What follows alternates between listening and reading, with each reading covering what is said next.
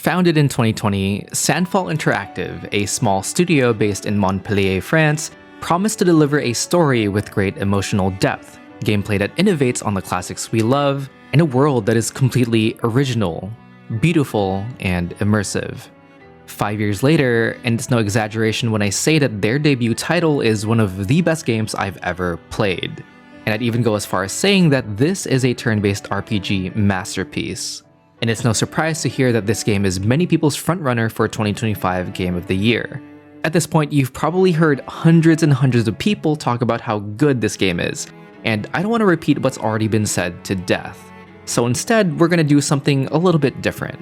This is not a review of Expedition 33, but rather a discussion of its development process, an exploration of all the video game inspirations that came before it, and finally, a theorization of its long-lasting legacy within the gaming community. My name is Andre, and let's talk about the absolutely brilliant, clair-obscur Expedition 33. Before we dive right into the game, I think it's important to really understand how Expedition 33 came to be in the first place, because the story of its development is honestly quite inspiring in itself. First and foremost, Sandfall Interactive was formed around the idea of creating a game that eventually becomes Expedition 33. In an interview with the founder, CEO, and game director, Guillaume Broche, he essentially says that this all started because he wanted to create his own project, an RPG inspired by his childhood favorite game series, Final Fantasy. When Broche worked at Ubisoft, a massive multi-billion-dollar corporation, he knew that the kind of game he wanted to make had little to no chance of being greenlit by higher-ups and executives. And I mean, it makes sense. These are big businesses after all, and brand new IPs aren't always the best thing when it comes to a company's bottom line. Instead, they'd rather make sequels and remakes from already established gaming franchises because, for better or worse, they're almost guaranteed to print money. And let me tell you, investors and shareholders love money. Hello, I like money. As it turns out, corporate greed isn't the best motivator when trying to cultivate an artistic and creative environment. So, instead of dealing with all the corporate red tape, Broche did a Giga Chad move and decided to start his own studio instead. Fuck it, I'll do it myself. And I highly recommend watching interviews and reading articles about the formation of Sandfall Interactive, because it honestly sounds like the stars aligned when so many talented developers were willing to take a leap of faith, to quit their full-time jobs in order to work on this brand new project that's creatively exciting, yet financially risky at the same time. And when he described the project, I quit my job the following week and joined the team without hesitation. Because I believe that in video games, success always starts with a strong creative vision. Shuhei Yoshida, a former PlayStation executive, shares his thoughts on Expedition 33, saying that it's an example of a game that has all of the depth of a big AAA game, but with the freedom of expression and creativity that comes with a more independent release. Expedition 33, created by a core team of 34 people, punches way above its weight and delivers a video game that rivals larger-scale, big-budget AAA productions. So without further ado, let's go ahead and explore what makes clair-obscur Expedition 33 my favorite gaming experience this year so far. Before we get right into the thick of it, I already made a spoiler-free first impressions video on Expedition 33, link in the description down below if you want to check that out. In it, I talked at length about why I love Expedition 33's gameplay and combat system so much, and my thoughts really haven't changed since. To quote myself, I said, "Nothing about clair-obscur's gameplay is unique." And what I meant by that is one of the game's defining features is that it borrows a lot of different aspects from popular, already established video game franchises. Expedition 33 is basically Thanos collecting all of the Infinity Stones if the Infinity Stones are good game design and good game mechanics, and I want to highlight a few of the key inspirations that made this game possible. First and foremost, in an interview with the Sandfall co-founder and producer, Francois Maurice, he highlights that Expedition 33 has strong JRPG gameplay inspiration. It was conceived as a turn-based game from the beginning, influenced by Final Fantasy 8, 9, and 10 in particular. Now, some of you may know that I am a complete noob to Final Fantasy, only having played the 2 Final Fantasy VII Remake games. I know, don't judge me too hard, okay? But still, I'm knowledgeable enough to know that Final Fantasy 8, 9, and 10 are highly regarded as some of the greatest JRPGs of all time, or rather, it's a lot of people's favorite Final Fantasy game ever. And it's exciting to see that Expedition 33 is receiving similar universal acclaim that could make its spiritual predecessors proud. Likewise, Maurice also mentions how Expedition 33 is basically designed to recapture the feeling that would have remained in modern Final Fantasy-like games if they had kept doing turn-based stuff. Whereas Square Enix decided to move away from turn-based combat in their more recent Final Fantasy releases, Sandfall Interactive said, Putain, we're gonna make a turn-based game no matter what people say, no matter how risky of a business decision this may be, and we're gonna do it well. In other words, Sandfall's debut title is a rejection of the prevailing notion that turn-based games are antiquated, unpopular, and boring. A lot of you may be surprised that there are still people who flat out refuse to play games like Expedition 33, like Baldur's Gate 3, simply because they're turn-based games. At the end of the day, that's fine. We all have our own preferences. As long as we don't yuck each other's yum, then we can like what we like and vice versa. But at the very least, I think we can all agree to be a little bit more open-minded. Are you open-minded? Whenever I'd go on broad gaming forums or read some negative reviews, so many people online are openly vitriolic toward turn-based games. Like, you think these people have some sort of personal vendetta against the genre for one reason or another. And it kind of reminded me that gamers like you and I, who enjoy these kinds of slower-paced turn-based RPGs, are part of a concentrated minority, even within the gaming community. A recent 2023 global survey reveals that the most popular video games are shooters, action-adventures, sports, and racing. Role-playing games, excluding action RPGs, account for less than a quarter of all games played by gamers worldwide. And by the way, I'm not trying to create an us versus them mentality. In fact, I play a lot of shooters and action games too. Instead, my point is, it's okay to dislike something, but that doesn't give us the excuse to be disrespectful to the people who enjoy the things we don't like. TLDR, we all like playing video games, so let's spread positivity and be nice to each other. Thank you for coming to my TED Talk. Anyways, despite the state of the gaming industry and the market's ravenous demands for fast-paced action games, I can only applaud the devs at Sandfall for sticking to their guns and not being influenced by the pressures of immediately making money as a new business. They never worried about capturing as broad of an audience as possible. Instead, they wanted to captivate the people who already love turn-based RPGs, and I think most of us can agree that they've done a fantastic job at doing just that. To Sandfall's credit, they've done everything they could to modernize and replace a lot of the tired JRPG genre tropes. Maurice comments on more modern JRPG inspirations for Expedition 33, saying that Persona 5 is a big inspiration for the UI and how dynamic the battles are. You don't get bored playing Persona because it's fast and fun. And this is reflected in the game's stylish presentation and fast-paced, visually exciting turn-based combat systems. Akin to the modern Persona games, I would argue that one of the main reasons why Expedition 33 is so popular is because of its highly stylized interface and cinematic battle camera, paired with a more mature setting, characters, and direction in terms of its animation that may be subgenre bending to some. I mean, the moment you fucking open the first battle, the menu looks like Persona. Yeah, like it is. is. Really? Like it It looks, is. which I Say think, less. which I think is just like that's just a natural evolution of how you present information, and I don't think that's fair to be like this is the Persona style. It's like. Yeah, I think maybe you should have a more dynamic thing as opposed to having just a box on the bottom. Yeah. Right? Like, I think it's a natural progression, definitely. Despite being a JRPG at heart, its skin and bones take on this dark fantasy, Belle Epoque-inspired world with characters you'd expect from a conventional Western RPG, especially in its art direction and design. We'll talk more about that later. But there are certain moments and tropes that absolutely scream, this shit belongs in an anime and I am here for it 100%. On a functional level, Expedition 33 plays and feels like a JRPG, but it's technically not for the simple fact that it wasn't made in Japan, and there are no big booby anime waifus. It's kind of like the argument that all anime are cartoons, but not all cartoons are anime because for something to be considered anime, it needs to be made in Japan, or at least made by Japanese people. If you ask me though, I don't really care too much, I'm just regurgitating popular sentiment.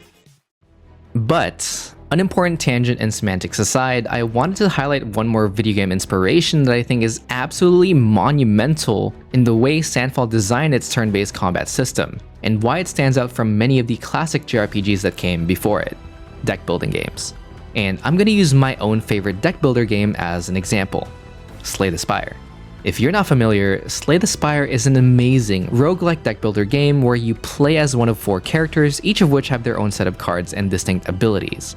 This ensures that every single character has their own unique playstyle that is incredibly different from character to character, from run to run. Slay the Spire also uses what's called a limited action point system. Each turn you have a certain number of action points, or AP, and each card that you play in your hand costs a certain number of AP. A majority of the time, this means that you can't use all the cards in your hand, and the game forces you to make strategic decisions each turn based on these constraints. Since the game forces you to discard your hand at the end of your turn, you can't just wait for the next turn for your AP to refresh to use the card that you want. It's either you use it now, or you lose the ability to use the card until you draw it again a few turns later. This gameplay loop is very reminiscent of Expedition 33. Maurice explains, the idea of having action points for skills in the battles is more inspired by deck building games than having the usual mana in RPGs. In other words, the devs deliberately opted into a limited action point system like in Slay the Spire because they felt that it made every decision in combat have a more drastic consequence to them. The biggest difference between both games, however, is that Expedition 33 doesn't have the RNG aspect that's inherent to Slay the Spire being a deck building game. Unlike Slay the Spire, there's no requirement to believe in the heart of the cards in Expedition 33, where you could honestly get royally screwed on a run just because you drew a bad hand one too many times. Heart of the cards, guide me. Flying enemies aside, every attack in Expedition 33 is effectively guaranteed, and it's up to you, the player, to properly execute these attacks and abilities in the correct order in order for you to maximize your damage output. The reason why I'm so obsessed with this game's combat system is that it forces me to think about my own moves in advance, way more than a typical JRPG would that's still using the conventional mana system. Unless it's for an ultimate ability, like a limit break from Final Fantasy VII for example. Most JRPGs often give you access to all the magic abilities you have equipped from the start of battle, as long as you have enough mana to cast them. This is because you usually start with a full mana bar that diminishes the more you use the resource. However, Expedition 33 functions in the exact opposite way. For example, you start off with a certain number of AP in most combat encounters, and the maximum AP you can have at any given moment is 9. This means that for a normal spread of abilities, you can't use a few of your abilities right off the bat, especially if they cost a lot of AP. And unless you have an ability that says otherwise, you're relegated to using one ability per turn, so you always have to choose wisely on what you want to do.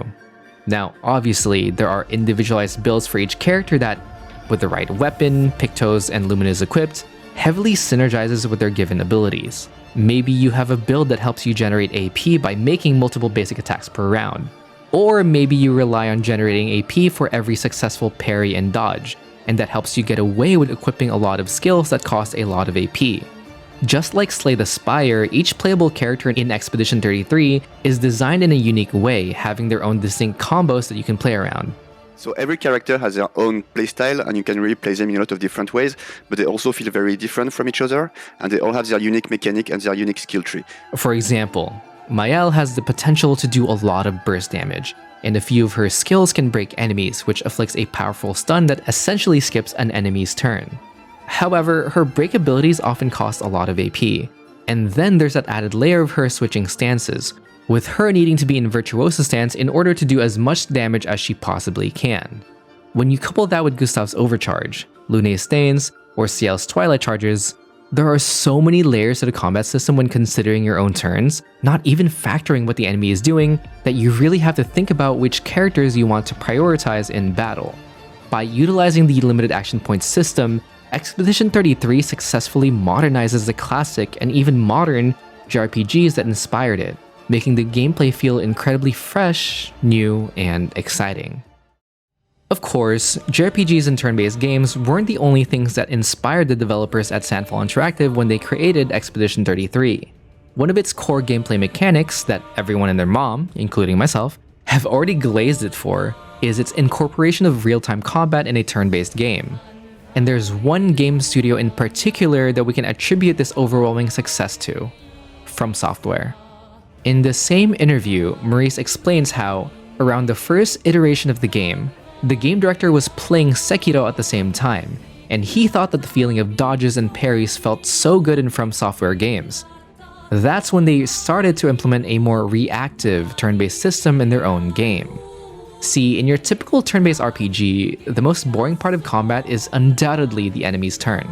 Oftentimes, you kind of just sit there twiddling your thumbs, waiting for the opponent to do horrible things to you. And there's usually nothing you can do about it. You just sit there for several seconds and watch as you take damage. That's why the introduction of a parry system in Expedition 33 that's similar to Sekiro's is absolutely genius because it gives agency back to the player. Suddenly, it's up to you whether or not you take damage in any given round, and it even gives you the opportunity to counterattack after a successful string of perfect parries. By bringing this reactive element into Expedition 33, the game suddenly tests, or rather demands, a different subset of capabilities from the player, especially if you're playing on a higher difficulty like Expert. Whereas its conventional turn-based RPG design tests your strategic mind, its real-time combat mechanics tests your reflexes, as well as your practical tactical brilliance. Real talk, Expedition 33 might have just ruined turn-based RPGs for me forever. And this is coming from someone who absolutely enjoys turn-based games on the regular. It's kind of like an eye-opening moment for me, and Expedition 33 has shown me the light. Before, I didn't even know that I wanted a parry button in my turn-based games, but now it almost feels like a necessity for me. And yes, I'm using parrying as my main example here because it's the one that stands out the most, but I feel the same way for every real-time combat input in the game. From dodging, jumping, parrying, countering, it seems trivial on paper, but the way Expedition 33 implements these mechanics, coupled with the over-the-top flashy visual and sound effects, it's honestly just perfect. Like, I'm being for real. The first time I saw what a great encounter was, I was flabbergasted. Shooketh, wig snatched. I couldn't believe my goddamn ears and eyes.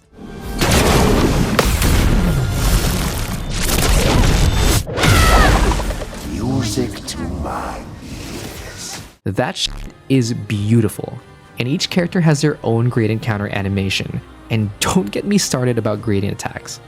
For some context, it took me about 40 hours to play and beat the game on Expert, start to finish. Well, technically the game said I beat it in 30 hours, but in reality I spent about 10 extra hours getting my ass kicked by bosses over and over again. But even still, I never got bored with the main combat loop, not even once. And it's honestly just a testament to how well the developers meshed all of these gameplay systems from different games and threw them all into a combat loop that feels incredibly satisfying to play, even when things don't go my way. In an interview with PlayStation, Brosh highlights how other FromSoft titles, such as the Dark Souls series, influenced the decision to implement real-time combat in their turn-based game, saying that when you play those games, you have to learn the attacks, timings, and weaknesses for each enemy encounter, and we wanted to translate that challenge into a new genre. One of my personal favorite aspects of FromSoft games, especially when we're talking about the boss fights, is the idea of pattern recognition. More likely than not, you're not going to beat a boss in a Souls game on your first try. In fact, it's probably going to take you a couple of tries, maybe even dozens, or God forbid, hundreds, before you successfully defeat a boss. The same exact principle is masterfully transferred to Expedition 33. Some of these bosses are difficult as shit, especially on Expert, and unless you're some kind of god gamer or you're incredibly lucky, you're gonna need to learn the enemy's movesets. Honestly, part of what made the game difficult for me was because I have a monkey brain, and I kinda just relied on parrying for pretty much everything. And let me tell you, parrying is single-handedly the most satisfying thing in the entire game. I honestly think that if you're not trying to parry, you're kind of missing out. Pete, why are parriers just Why better? is dodge in the game? Why is it in the game? Yeah, it's true. Have you thought about removing dodge in an upcoming patch? Here we go. Whenever we see someone dodge in the studio, we are all face palming ourselves. It's not supposed to be a thing. People who parry are clearly superior. There, I said it. Yeah, and we're considering a patch here to remove the dodge and even like tighten the parry window a bit because it's a bit too big. It satisfies the brain-rotted part of my brain, injecting dopamine hits every time I get a parry straight into a counter. And as much as I was pretending like I'm some sort of parrying savant, I'm really not. I am god-awful at parrying. I have the reflexes of a baby boomer. Nah, let's be real, your grandma probably kicked my ass at parrying too. But just because I suck doesn't mean I didn't try. Anyways, I didn't put too much thought into my character builds because the game promises that you can literally parry everything. Virtually every single attack in Expedition 33 is parryable, or jumpable in that sense. It kind of reminds me of that one game where you can literally parry a nuke, and some of these moments playing Expedition 33 feels exactly like that. Theoretically, you can beat any boss at any time, as long as you don't take any damage. Not all attacks are parryable, right? Not every single one. Like some you have to dodge, yeah? No, Right? no. You can parry everything. Doesn't matter if you're under-leveled or you have a suboptimal party, or you're like me and are absolutely clueless when it comes to min-maxing your characters. For instance, some bosses have gimmicks that you can interact with to effectively weaken them, and my dumbass either didn't know what to do or ignored it entirely, relying solely on my determination to beat the boss, even if I was stuck on the boss for upwards to an hour sometimes. While someone who's smarter than me would take the time to formulate a battle plan before heading into a fight, equipping the right skills along with the right weapons, Pictos, and Luminas, I was the polar opposite. To me, it was a matter of trial and error, and I spent my time basically bashing my head against the wall until I broke through it. You got knocked the fuck out! See, every single enemy has a set of telegraphed attacks, and all I needed was repetition. Get the timing down, figure out which attacks I should dodge and which attacks are easier to parry, and once all that information's downloaded in my head, it's all up to the reflexes to finish the job. It becomes like a dance between you and the boss, jumping and maneuvering around in perfect cadence with each other's moves, and some of these fights do feel like an intense rhythm game, where you're just aiming to hit certain beats at the perfect time. Though, to be fair, I want to take a step back for a sec and recognize that this kind of difficulty is probably not for everyone, and I understand that completely in the context of Expedition 33, especially for the more traditional turn-based RPG enjoyers. Not everyone wants FromSoft levels of difficulty in their game, and luckily, the devs added difficulty options to remedy that, as well as in-game solutions in terms of abilities and builds you can have for your characters that makes the game more accessible to a wider spectrum of players. If you're the type of player who seriously doesn't give a fuck about parrying, just dodge everything or play the game on story mode. At the end of the day, play the game how you want to experience it. Which, fun fact, Fun fact. first fun fact of the game, First fun fact. the reason that easy mode exists for Expedition 33 is Cause Jennifer I English! answer it. Thank you, Sandful. For instance, there are some bosses that I swear the devs designed to purposely piss people off. Whether it's the stupid rock that keeps bouncing on you over and over and over again, You must bounce on it. Crazy style. or even worse, there's a chromatic boss that, in order for you to beat it, you have to parry and counter it no matter what. But you know what? The best part is, these bosses are entirely optional, and if you don't want that smoke, you can just go the other way and continue on with the main mission. It just so happens that I'm personally a little bit of a masochist myself, and I just can't say no when given a challenge. Sometimes. To end this FromSoft segment, there are more aspects of the Soul series that inspired Brosh when it comes to designing Expedition 33. So, last but not least, let's talk about exploration and presentation. When you first play Expedition 33, you'll quickly notice that there's a common feature in most modern video games that's missing from the game: a minimap. And I'm not gonna lie, that frustrated me quite a bit because it hindered my progress. There'd be times in certain levels where I'd find myself running around in circles and getting lost, and you bet I wish there was a minimap. Oh shit, here we go again. However, according to Brosh, the omission of the minimap allows players to be more immersed in the beautiful, painterly world that they find themselves in. From personal experience, he claims that minimaps makes games boring, and when you look at one, you don't enjoy the environment. You don't remember the level design, you just remember the maps. So instead, he and the team opted for a Dark Souls approach, which relies on environmental cues and memory to guide fans. It's kind of like when you're driving in real life, whether you're on your daily commute to work or driving to a local grocery store nearby. Despite already knowing where to go, sometimes you still use Google Maps because it's comfortable, reliable. It effectively serves as a crutch, and Brosh wanted to avoid that when designing his game. Sure, it's always a good idea to use Google Maps if you want to go from point A to point B as fast as possible, but that's not the point of playing a game like Expedition 33. These developers poured their heart and soul into designing these incredibly detailed and unique levels, each with their own specific vibe, coupled with an amazing soundtrack. And the last thing they want is for you to breeze past everything just to get to the next cutscene and progress the story. Instead, they want you to stop for a moment and admire the environment, to look at your surroundings with an examining eye to figure out where you're going next. They want you to slow down and appreciate the artistry that surrounds you, bringing to life a world that, to me personally, is nothing like I've seen before in a video game. Sure, it's a turn-based RPG at its core, but it's also an adventure game, and the exploration of the unknown is one of its core motivators. If you're trying to explore new places and really want to get a sense of the environment for yourself, a mini-map like Google Maps can ruin that surprise, and I'm fully on board with Sandfall's decision to get rid of it. Side note, and I promise this is the last FromSoft thing we'll talk about, expedition flags. From a game mechanics standpoint, the expedition flags act functionally the same as Bonfires from the Soul series, or Sites of Grace if you're a fellow Elden Ring enjoyer. In Expedition 33, expedition flags serve as a checkpoint to your journey. You can save your game, you can refill your Estus flasks, your chroma elixirs, and you can even level up your characters and learn new skills. Finally, when you rest here, all the normal enemies you've beaten in that level respawn, and this is a great way for you to farm XP if needed.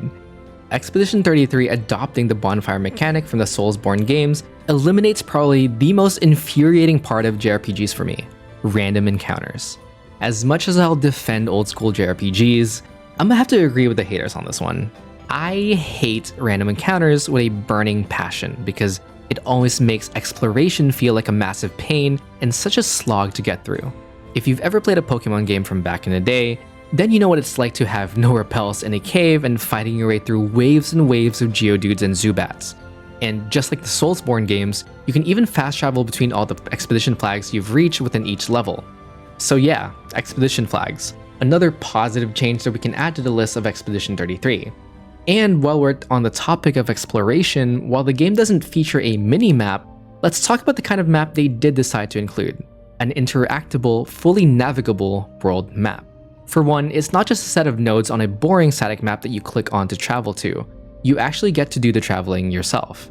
And it's represented in this whimsically cartoony way, with the characters and NPCs not shown to scale, but are big enough for you to see where you're going, and the map clearly highlights what areas of importance there are based on their unique designs. Not only is this world map a fun callback to its JRPG roots, featuring a sort of overworld that helps you move from one dungeon level to another, the way it's implemented is also modernized, giving you full autonomy of choosing where you want to go. And when you unlock Eskia, who is effectively your mount, you can traverse the map faster compared to going on foot, and later on, you can even unlock different modes of transportation, whether it's swimming across the seas or flying in the skies. Now, the reason why I wanted to highlight Sandfall's dedication to making exploration as immersive as possible is because it helps with the overall presentation of the game. Expedition 33 gets away with having no minimap because the world they created is captivating and interesting. The developers had a strong vision for the fantasy world that they wanted to create, and what kind of art styles and design choices they needed to make in order for it to come to fruition. For example, the game's art design is heavily inspired by a historic period in France known as the Belle Epoque, which translates to the beautiful era in English. The Belle Epoque was retrospectively marked as the golden age not only for France, but for all of the major European colonial powers at the time. Historians believe that, during that time, European civilization achieved its greatest power in global politics, and also exerted its maximum influence upon peoples outside Europe. In other words, the Europeans stopped killing each other for a brief moment, and there was peace, prosperity, and lots of scientific, artistic, and cultural innovations in the continent. Which was great for the Europeans, but absolutely terrible for literally everyone else around the world. Because prospering colonial powers meant that it came at the detriment and exploitation of conquered and colonized indigenous peoples across the globe. Anyways, sorry for the tangent. Might seem like it, but this video isn't a critique of colonialism. I know. Disappointing. Getting back on topic. Co-founder and lead programmer for Sandfall Interactive, Tom Guillaumin, states in an interview that the Belle Epoque era is a time period that hasn't been explored that often in video games, especially within the turn-based RPGs that they wanted to make. For France, it was an important point in history that represented a lot of their country's growth and culture. So it's something that they really wanted to bring to life for their players in a way that they have never seen before. Sure, the game is outwardly patriotic in a lot of ways. From its very comedic and unserious wavy baguette outfits, to the very frequent cursing in French, there are a lot more subtle nods to French culture via the time period that it takes most of its inspiration from. The best part of the voice acting was trying to make everybody say merde and putain. All the French words, it was always lovely to try to teach them to have the right pronunciation. Merde, merde, merde, merde. Believe it or not, you're probably already familiar with certain aspects of the Belle Epoque era France than you might believe. For example, the city of Lumière in Expedition 33 is directly inspired by Paris during this time period. We know this because the Eiffel Tower and the Arc de Triomphe are featured in Lumière as these contorted, broken, and dilapidated monuments that signal to us that, despite its direct French influence, we are indeed in a fantasy world. Well, did you know that the world-famous Eiffel Tower was actually created during the 1889 Paris Exposition, hosted in the very city that Lumière is based on? And fun fact, the Eiffel Tower is named after Gustave Eiffel, the engineer who designed it. What's the name of our main character again? Who also happens to be an inventor in their own world? Yep, it's most certainly not a coincidence. Likewise, if you've ever heard of the song that's playing right now, then you know Des Bussies Clair de Lune. Sorry, I just had to say that. It's Debussy, I know. And what's the name of our best girl? Yeah, that's right. I'm on fire with these lore drops right now. Jokes aside though, I'm getting a little lost in the sauce, so let me try to wrap this video up by talking about paintings. Like I mentioned earlier, the world of Clair Obscur is presented in a stylized, painterly way. Like, the game legit looks like a moving painting, and not only is that so impressive on a technical level, but the way they incorporated French fine art as a defining feature of the game shows how much the devs really wanted to represent French art and culture in their game. And that's pretty meta if you think about it. Of course, there are also intentional, narrative implications on why the world of Expedition 33 is designed in this painterly aesthetic, but obviously we can't talk about it because spoilers. Anyways, I wanted to talk about Impressionist painters such as Monet and Renoir. And don't worry, I'm not going to bore you with my surface level understanding of fine arts. Fun fact, actually, I did work at a museum before, but that's neither here nor there at this point. Instead, what I wanted to show you is how these artists during the Belle Epoque period defined how French society, specifically Parisian society, looked like. And I think that this is what many of us non-French people perceive Paris to be like. I've never been to France in my life, let alone Paris. But I find it so fascinating that this specific time period continues to emanate throughout French art and culture, and even translates to a game like Expedition 33. Even the first half of the game's full title, Clair Obscur, refers to the French translation of an Italian painting technique called chiaroscuro, or simply light and dark.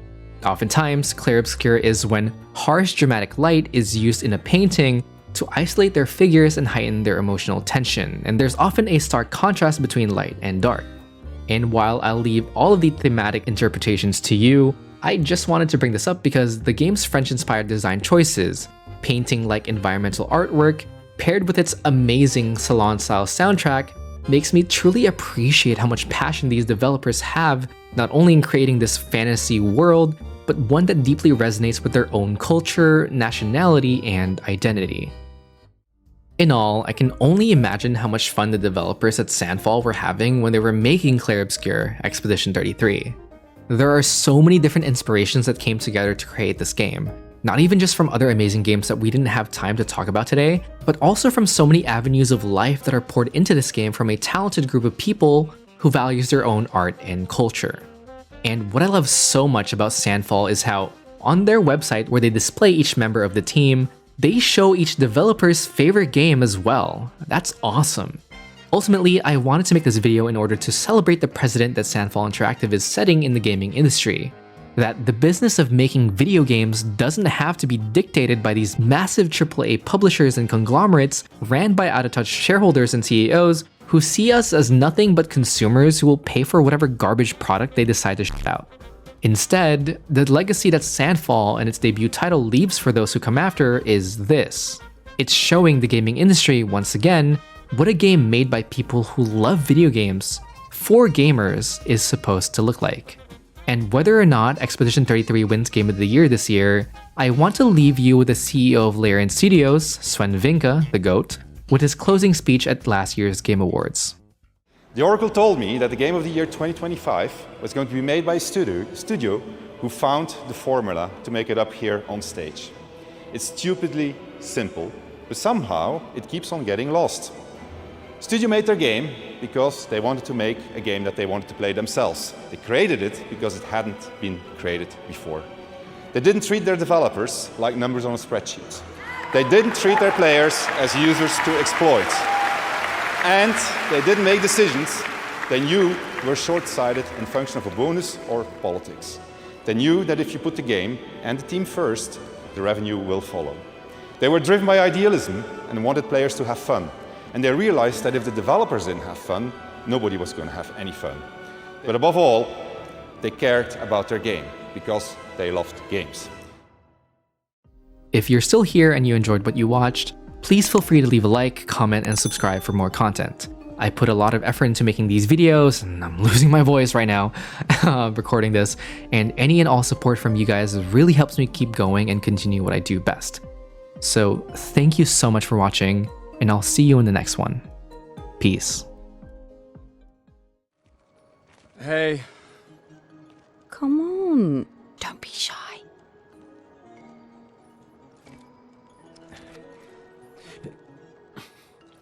Get out of my way! Jeez. Un pochino, Parino. No, it's just...